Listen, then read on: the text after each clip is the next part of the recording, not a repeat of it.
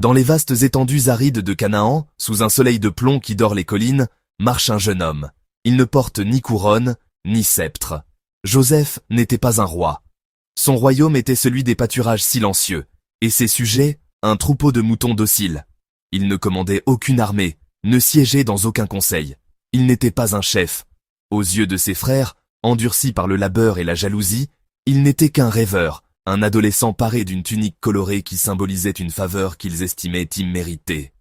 Il était le cadet, celui dont les visions d'épis de blé et d'étoiles s'inclinant semblaient être le fruit de l'arrogance plutôt que de la prophétie. Bientôt, il ne serait même plus un homme libre. Vendu, trahi, arraché à sa terre et à son père, il deviendra une marchandise, un esclave dont la vie ne lui appartient plus. Son nom sera effacé, son avenir anéanti, son identité réduite à celle d'un serviteur dans une terre étrangère. Il est au plus bas, dépouillé de tout ce qui faisait de lui un fils, un frère, un homme. Et pourtant, dans le silence de ce désespoir apparent, une volonté plus grande était déjà à l'œuvre. Car bien avant que la trahison ne soit scellée, bien avant que la citerne ne devienne sa première prison, Dieu avait déjà décidé de faire de lui un instrument de salut pour une nation entière. Le plan divin n'est pas une réaction à nos tragédies, il les précède. Il tisse la tapisserie de notre vie avec des fils que nous ne voyons pas, transformant nos épreuves les plus sombres en chemin vers une gloire insoupçonnée. Bienvenue sur notre chaîne JM Impact Plus. Nous vous invitons à rester avec nous jusqu'à la fin de ce récit, car l'histoire de Joseph est bien plus qu'un simple conte ancien. C'est un miroir tendu à nos propres vies, une source d'inspiration intemporelle qui nous parle aujourd'hui avec une force renouvelée. Encore une fois, nous avançons ensemble dans un voyage spirituel, une aventure de la foi qui promet d'être aussi passionnante qu'enrichissante. Chaque étape de la vie de Joseph, de la fosse à la cour du Pharaon, est une leçon puissante sur la résilience, le pardon et la fidélité inébranlable de Dieu. L'histoire de Joseph, telle que relatée dans le livre de la Genèse, nous enseigne une vérité absolument bouleversante, un principe divin qui renverse notre logique humaine. Ce qui te trahit ne détruit pas ta destinée. Au contraire, cela peut en devenir le catalyseur. La jalousie de ses frères, l'acte de trahison ultime, n'a pas mis fin à la promesse de Dieu. Elle a, sans le savoir, mis Joseph sur le chemin exact qui le mènerait à son accomplissement. Pensez-y dans votre propre vie, cette blessure, cette injustice, cette porte qui s'est fermée avec fracas. Et si ce n'était pas la fin, mais le début forcé d'un nouveau chapitre écrit par une main plus sage que la nôtre? Et plus encore, ce qui t'enferme peut en réalité t'élever. La citerne vide, la maison de Potiphar où il fut faussement accusé, la prison royale où il fut oublié. Chacun de ces lieux d'enfermement fut une étape de sa formation. Dans la solitude de la prison, il a appris la patience. En interprétant les rêves de ses compagnons d'infortune, il a affiné le don que Dieu lui avait donné. Chaque mur qui le confinait était en fait une marche de l'escalier qui le menait vers le trône. L'épreuve n'était pas une punition, mais une préparation. Votre situation actuelle vous semble-t-elle être une prison? Une situation financière, relationnelle ou professionnelle qui vous étouffe? Regardez de plus près, cherchez la leçon, l'opportunité de croissance, car c'est souvent dans nos prisons que nous trouvons les clés de notre libération et de notre élévation. L'histoire de Joseph nous le promet. Dieu est un maître dans l'art de transformer les impasses en boulevards et les prisonniers en princes. Dans les vastes étendues de Canaan, au cœur d'une famille nombreuse et complexe, vivait un patriarche nommé Jacob. Sa vie avait été une tapisserie tissée de lutte, de foi et de promesses divines. Parmi ses 12 fils, un tenait une place singulière dans son cœur. Joseph, l'enfant de sa vieillesse, né de Rachel, l'épouse qu'il avait aimée plus que tout. Joseph est le fils bien-aimé de Jacob. Chaque regard que le vieil homme posait sur le garçon était un mélange de fierté paternelle et du souvenir doux amer d'un amour perdu. Cette affection profonde, bien que naturelle, allait devenir la première pierre d'un édifice de discorde. Pour matérialiser cette préférence, Jacob offrit à Joseph un cadeau qui le distinguerait à jamais. Il reçoit une tunique spéciale, symbole de faveur. Ce n'était pas un simple vêtement, c'était une kétonnette passime, une robe à longues manches, richement brodée, souvent réservée à la royauté ou aux prêtres.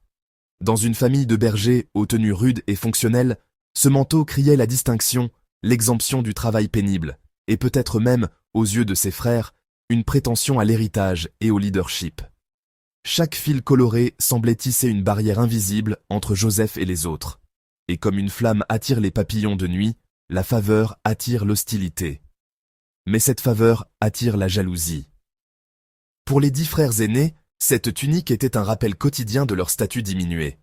Ils voyaient en Joseph non plus un frère, mais un rival, le favori qui leur volait l'affection de leur père. Leur cœur, déjà meurtri par les complexités de leur famille polygame, s'emplit d'une amertume qui ne cessa de grandir. C'est dans ce climat tendu que le divin intervient. Dieu ne choisit pas toujours les moments de paix pour révéler ses plans. Parfois, il sème ses visions au milieu de la tempête. Joseph a des rêves, des songes si vifs, si puissants, qu'ils ne peuvent être ignorés. Dans le premier, il voit des gerbes qui se prosternent, sa propre gerbe se tenant droite, tandis que celle de ses frères s'incline devant elle. Puis, un second songe, encore plus audacieux. Il voit des étoiles qui l'honorent, le soleil, la lune, et 11 étoiles se prosternant devant lui. Joseph, dans sa jeunesse, et peut-être son manque de sagesse, ne garde pas ses révélations pour lui. Il parle. Il partage ses visions avec ceux-là même qui le méprisent déjà. Il ne comprend pas encore que le vin nouveau d'une vision divine ne peut être versé dans les vieilles outres de l'envie et de l'amertume. En entendant ces récits, la jalousie de ses frères se mue en une émotion plus sombre, plus dangereuse. Le rêveur devient l'ennemi. Le texte biblique nous dit qu'ils le haïrent encore davantage. Il parle, et ses frères le haïssent. Ils ne voient pas la main de Dieu, mais l'arrogance d'un jeune prétentieux. C'est une leçon intemporelle et souvent douloureuse. Quand Dieu te donne une vision, une promesse, un rêve pour ta vie, ne t'attends pas à ce que tout le monde applaudisse. Ta vision est une graine divine plantée dans ton esprit. Elle t'a été confiée à toi, et toi seul en perçois la pleine dimension. La partager prématurément ou avec les mauvaises personnes, c'est l'exposer au vent du doute, de la critique et de la jalousie. Protège la vision que Dieu t'a donnée. Nourris-la dans le secret de ton cœur, arrose-la de prière et de foi avant de la présenter au monde. L'histoire de Joseph nous enseigne ce principe fondamental. La faveur divine provoque souvent l'opposition humaine. Lorsque Dieu vous élève, cela peut mettre en lumière les insécurités des autres. Votre lumière peut déranger ceux qui sont habitués à l'obscurité. Mais ne laissez jamais l'opposition humaine éteindre la vocation divine. La haine de ses frères n'a pas annulé les rêves de Joseph. Au contraire, elle est devenue, sans qu'il le sache, l'instrument même qui allait propulser Joseph vers son incroyable destinée. L'opposition n'est pas toujours le signe que vous êtes sur la mauvaise voie. Parfois, c'est la confirmation que vous marchez bien sur le chemin que Dieu a tracé pour vous. Un jour, ses frères passent à l'acte. Joseph est, battu dépouillé de sa tunique, jeté dans une fosse, vendu comme esclave. Il n'a rien fait de mal. Et pourtant, il perd tout.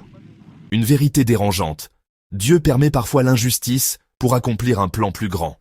La fosse n'était pas la fin, c'était une transition. Joseph arrive en Égypte, dans la maison de Potiphar. Tout ce qu'il touche prospère. Dieu est avec lui. Mais une nouvelle épreuve arrive, la tentation. Joseph refuse le péché, et il est puni pour sa fidélité. Être fidèle ne garantit pas une vie facile, mais la fidélité attire la faveur de Dieu. Joseph est jeté en prison, oublié, silencieux, invisible. Mais même là, Dieu est avec lui. Joseph interprète les rêves des autres, mais on oublie le sien. Quand Dieu semble silencieux, il est en train de te préparer. Le retard n'est pas un refus. Un jour, Pharaon a un rêve. Personne ne peut l'interpréter. Alors, on se souvient de Joseph. En une journée, Joseph quitte la prison. Il parle devant le roi. Il reçoit autorité et pouvoir. Dieu accomplit le rêve. Ce que Dieu promet, il l'accomplit toujours. La promotion divine arrive soudainement. La famine arrive. Les nations souffrent. Mais grâce à Joseph, l'Égypte survit, les peuples sont nourris. Israël est préservé.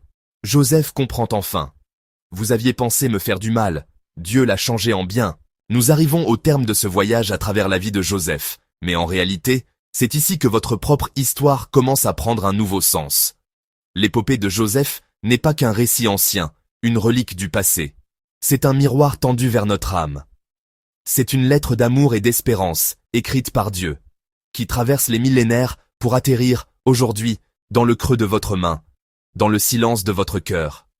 L'histoire de Joseph vous parle, ici et maintenant. Elle vous parle si, comme lui, vous avez connu le goût amer de la trahison. Si tu es trahi, sache que Dieu te prépare. La trahison, surtout venant de ceux que nous aimons, nous brise. Elle nous laisse vides, confus, et nous fait douter de la bonté même de l'humanité.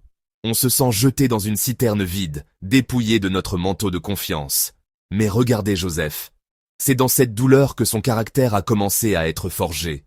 Chaque blessure est devenue une leçon, chaque larme a irrigué le champ de sa future sagesse. Dieu n'utilisait pas la méchanceté des hommes, mais il la redirigeait pour un plan plus grand. Votre trahison n'est pas la fin de votre histoire. C'est peut-être le début douloureux, mais nécessaire de votre préparation. Dieu vous façonne pour des responsabilités que vous ne pouvez pas encore imaginer. Il vous enseigne la dépendance à lui seul, car lui ne trahit jamais. L'histoire de Joseph vous parle si vous vous sentez au fond du trou. Si tu es dans la fosse, sache que Dieu te voit. La fosse, qu'elle soit une dépression, une situation financière désastreuse, une maladie ou un isolement profond, est un lieu de ténèbres et de désespoir. On se sent invisible, criant dans un vide où personne n'entend. Mais le psaume 139 nous le rappelle. Même les ténèbres ne sont pas obscures pour toi, la nuit brille comme le jour. Dieu n'est pas un spectateur distant, il est avec vous dans la fosse. Il a vu Joseph dans la citerne. Il l'a vu dans la prison de Potiphar. Il voit chaque larme que vous versez en secret. Votre fosse n'est pas une tombe, c'est une salle d'attente. Et le Dieu qui a sorti Joseph de la prison est le même Dieu qui a le pouvoir de vous en sortir. Votre cri n'est pas perdu dans le vide. Il monte jusqu'à ses oreilles comme une prière. L'histoire de Joseph vous parle si vous vous sentez abandonné et oublié. Si tu es oublié, sache que Dieu travaille. Joseph a interprété le rêve de les chansons qui lui a promis de se souvenir de lui. Mais il a oublié. 2 années entières. 2 années de silence, d'attente, d'espérance déçue. Peut-être attendez-vous une promotion qui n'arrive pas, la guérison qui tarde, une promesse qui semble s'être évaporée. Vous avez l'impression que Dieu vous a mis sur une étagère et a oublié où il vous a placé. Mais le silence de Dieu n'est pas son absence. Pendant ces 2 ans, Dieu n'était pas inactif. Il attendait le moment parfait. Le moment où Pharaon ferait un rêve que personne ne pourrait interpréter. Le moment où la seule solution serait un homme oublié dans une prison. Votre temps d'attente n'est pas du temps perdu. C'est un temps de maturation. Dieu travaille en coulisses, il aligne les circonstances, il prépare les cœurs. Votre heure viendra, et elle sera parfaite. L'histoire de Joseph vous parle si, malgré tout, vous choisissez de rester droit. Si tu es fidèle, sache que Dieu t'élèvera. La plus grande épreuve de Joseph n'était peut-être pas la prison, mais la tentation dans la maison de Potiphar. Il aurait pu céder. Il aurait pu se dire « Après tout ce que j'ai subi, je mérite bien un peu de plaisir. Personne ne le saura. » Mais il a choisi l'intégrité. Il a choisi d'honorer Dieu, même si cela lui a coûté sa liberté. La fidélité dans les petites choses, dans les moments secrets où personne ne nous regarde, est la semence de la grandeur future. Dieu observe votre cœur. Il voit votre intégrité au travail, votre honnêteté dans vos finances, votre pureté dans vos relations. Chaque non à la tentation est un oui à Dieu. Et Dieu honore ceux qui l'honorent. Votre fidélité construit les fondations du palais dans lequel Dieu vous fera entrer un jour. L'élévation n'est pas une fin en soi, c'est la conséquence naturelle d'une vie vécue dans l'obéissance. C'est pourquoi nous pouvons déclarer avec une certitude absolue. Ta destinée est plus grande que ton passé. Votre passé, avec ses cicatrices, ses échecs et ses douleurs, ne définit pas votre avenir. Joseph aurait pu rester l'esclave trahi ou le prisonnier oublié, mais Dieu l'appelait le sauveur de sa nation. Le mal que l'on vous a fait, les erreurs que vous avez commises, Dieu peut tout prendre et le tisser dans la magnifique tapisserie de votre destinée. Il est le spécialiste de la rédemption. Il transforme les fosses en palais, les prisons en trônes et les trahisons en instruments de salut. Ne laissez plus votre passé vous tenir en otage. Le pare-brise de votre vie est bien plus grand que votre rétroviseur. Regardez devant vous, car Dieu y a écrit une histoire de grâce et de gloire. Lentement. Alors, respirez profondément. Lâchez prise. Cessez de lutter pour tout comprendre, pour tout maîtriser. Et recevez cette vérité au plus profond de votre être.